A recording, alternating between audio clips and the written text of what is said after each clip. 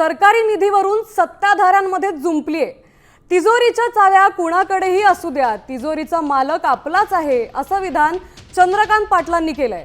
राज्याच्या तिजोरीच्या चाव्या आपल्याकडे आहेत, कुणाला निधी द्यायचा आणि कुणाला नाही हे आपल्या हाती असल्याचं वक्तव्य अजित पवार यांनी केलं होतं।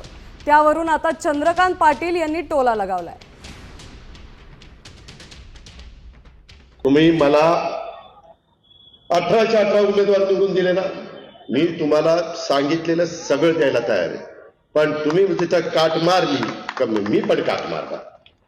तुमच्या हातात मत द्यायचंय, माझ्या हातात निधी द्यायचंय, मग बघा काय ते।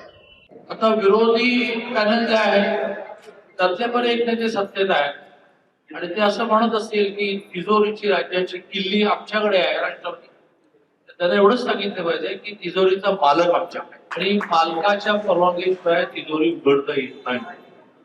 मालकाच्या परवानगीशिवाय तिजोरी उघडली तर काय म्हणतात ते तुम्हाला माहिती।